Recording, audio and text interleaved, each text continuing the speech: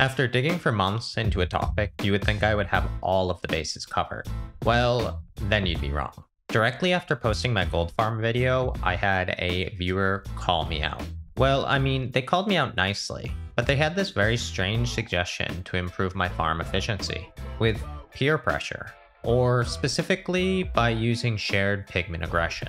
At first, I didn't understand it at all, because the only impact of making them mad is for them to walk faster, right? And in this farm, they just need to take one step, and then they're teleported. So why does running matter? Well, I was wrong. And this ended up leading down another one of those weird Minecraft rabbit holes, where the dreadlock of code makes you think you're hallucinating, because reality is just so absurd.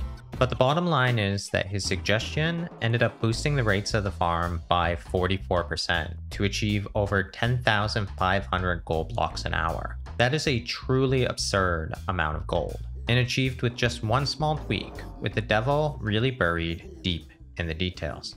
So let's jump right into it. If you haven't seen my gold farm video, it is a deep dive style video in which I dig into maximizing gold farm efficiency. In that video, I came up with this farm. It's a very high efficiency gold farm that doesn't use portal splicing. Now you might be wondering why not use portal splicing. Isn't that going to give us the best efficiency? And yes, you are right. But there are two main reasons why not to use portal splicing in my mind. First is that Mojang is clearly trying to nerf it from the game, so it does not appear to be an intended game mechanic, and as such will likely continue to be patched until it's not possible at all. The second reason is that it's kind of boring. I mean, the portal splicing meta has made farm design a bit stale, and if they are trying to nerf it and it forces us to be a little more creative, then I am all for that. Even so, let's be honest, this farm isn't that exciting either. It's not splicing, but is using portal mechanics, which again is just kind of, well, boring. But that said, let me introduce you to Chicken Ba Ba Ba. This guy is going to take our stale, boring, world bottom, portal magma mess and make it more interesting. A couple of hours after making the gold farm video, I got a Discord ping from him that basically said, I can improve your farm by 50% with this one simple trick. And while it sounded a little bit like a clickbait advert on the bottom of my favorite celebrity gossip site, it hooked me, and I couldn't resist. So what was it?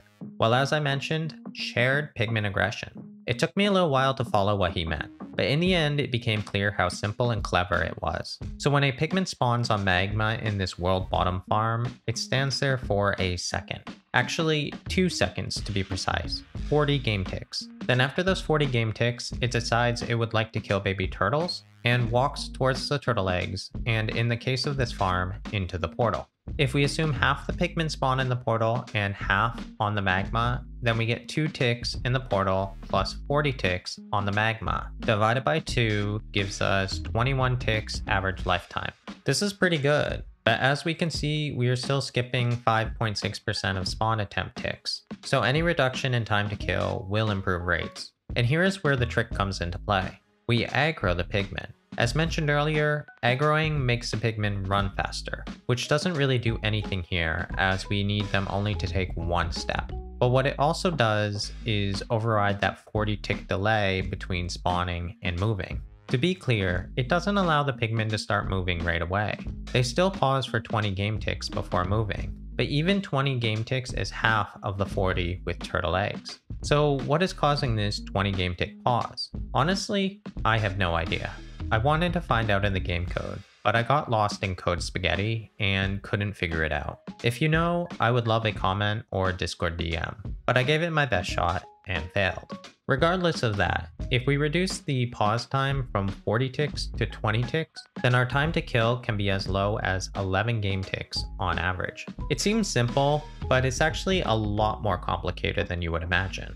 The first obvious question is how to get the pigment aggroed 20 game ticks after they spawn. Well, how aggroing works is pretty simple. When a pigment gets hit by a player, it becomes angry at that player.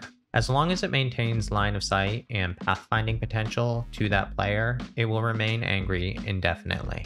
When a pigment is angry, it will quote-unquote sound an alarm every 80 to 120 game ticks, which will turn all the nearby pigmen also angry and thus will run towards the player. During that 20 game tick pause after a pigman spawns, if another pigman sounds the alarm, then the spawned pigman will be aggroed and move directly after that 20 tick pause is over. So now maybe you are seeing why it's a little bit complicated. Pigmen only sound the alarm every 80 to 120 ticks, which is randomly assigned every time they sound the alarm. So if we only put one aggroed pigman, the farm will be boosted on average every 100 ticks. But we want it always to be boosted. So the obvious thing to do is to spam pigmen. Here's a version with 96 pigmen. When we check the rates, we see that we get just under 350,000 pigmen spawns per hour. That's an improvement of almost 44% over the base farm, which is massive. If you're thinking, well, that wasn't too complicated, damn, let me just do it right now. Well, hold on, there's a catch. We don't want to just willy-nilly have 100 extra entities with all the collisions, pathfinding, etc. associated with them for no reason. Lag is going to be an issue, and with these farms, we are already running at a relatively high milliseconds per tick. So we really need to be more smart with how many pigmen we actually require. So let's figure it out with some math. I'll be honest, here is where I almost lost my mind a couple of times because, well, statistics isn't really my thing. But in the end, I think I figured it out. Even so, it's kind of difficult to conceptualize, but I'll try my best. When we first anger a group of pigmen with say 200 pigmen, they will all have an alarm sounding time between 80 and 120 game ticks. If we extend out a bit, we will see another wave around 100 game ticks away. Going further, we will see another one, but each wave will be smaller and rounder until it flattens out completely at steady state. What is happening here is essentially digital entropy due to the randomness built into the system. Once the system has flattened, it is essentially totally random during any one period of time under 80 game ticks in duration. So while the system is periodic and not totally independent on a large scale, as long as we evaluate the system for scales under the period, it should be totally random once at steady state, at least from the perspective of just that smaller period of time. Bringing us back to our issue at hand, we want to make sure that every newly spawned pigman gets at least one alarm sounded in the first 20 game ticks after it spawns. So we want to know, given n pigmen, what is the probability that 20 sequential ticks will have at least one pigman sounding the alarm? The higher the probability, the better the boost of aggroing pigmen. So 20 ticks is less than 80 ticks, meaning we will assume that each pigman alarm is totally random. Since they alarm every 80 to 120 ticks, on average, they will alarm every 100 ticks, meaning that the probability that they alarm during any given tick in our range will be 1 in 100. That means that the probability that there is no alarm during any given tick in our range, given n pigmen, is 1 minus 1 over 100 raised to the power of n. This in itself is very helpful, but we don't really care about one tick. What we want is the probability of it skipping 20 ticks. So we can just do the exact same thing again, but with our calculated value. Our probability of no alarm during any one tick given n pigmen raised to the power of m for the number of ticks in a row, which in our case is 20. This gives us the probability of failing 20 ticks in a row given n pigmen. To get the success probability, we just subtract it from 1. This will give us the probability of sounding at least one alarm in 20 ticks given n pigmen.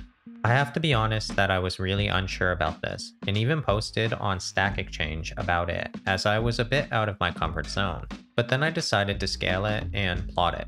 I took the base farm rates plus the calculated probability times the difference between the base farm and the 100 pigman farm, then plotted this. And finally, I ran 22 tick warps, with a steady state warp between them to get some in-game data, and here's what I got. That's pretty damn good if you ask me. The probability still might not be 100% accurate, and please, comment to let me know what I did wrong if I made some errors. But really, if I can get this good a fit, I will take it.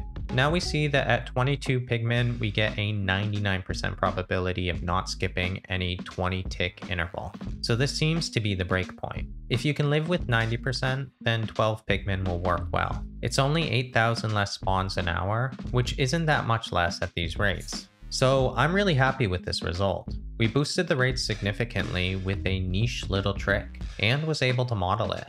I would say job well done.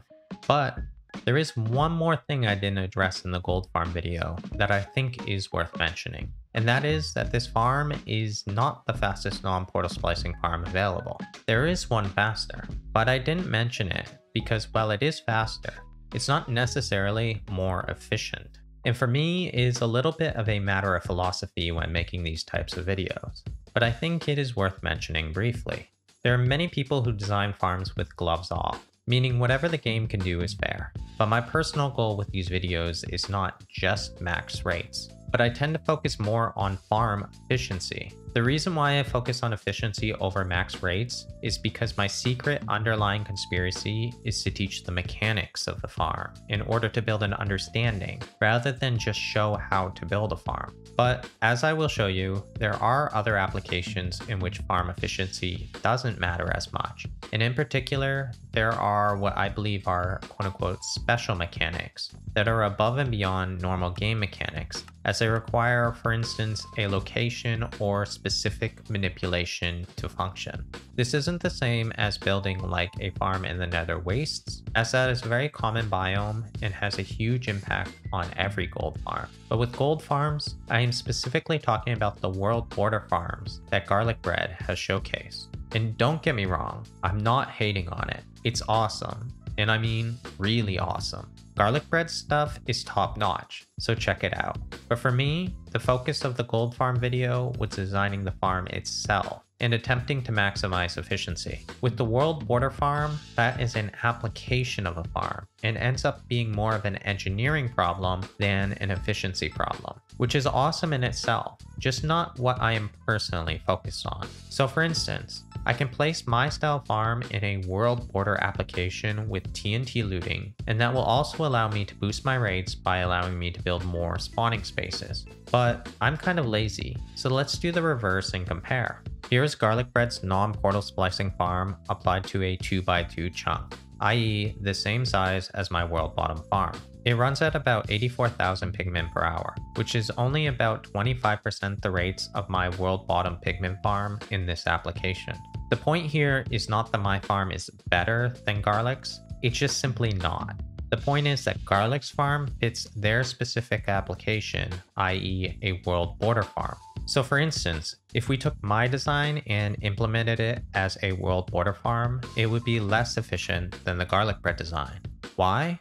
Well, the trick with the world border farm is that it manipulates portal linking, allowing for many more portals in the Nether to link with a single overworld portal. This means that we can build many more spawning spaces, meaning that even with a lower spawning probability per block, the sheer amount of spawning spaces will overcome the inefficiencies, and the main bottleneck will become the mob cap. This style farm shifts the scale of spawning dynamics heavily towards time to kill. So even though Garlic Bread's world border farm is less efficient per 4 chunk area than the world bottom farm that I showcased, it is better for their application and is faster than my farm would be in a world border application. And let's be fair, on just a basic level, his farm is a totally different ballgame. I mean, it's 6.2 times faster than the world bottom farm with peer pressure, and produces over 2.1 million pigmen an hour and 65.3 thousand gold blocks an hour. I mean, it's absurd. But really, for me, the most interesting thing is understanding these subtle details, why different farms fit better in different applications. This type of balance and discussion is the exact thing I am trying to teach through my videos, i.e. deeper understanding and applied concepts, which in my opinion is the most important thing to learn. But that's gonna do it for this video. A massive thanks to Chicken Ba, who really showed us that the small details can make a huge difference. Thank you to my Patreon supporters as always, and thank you for watching. Goodbye.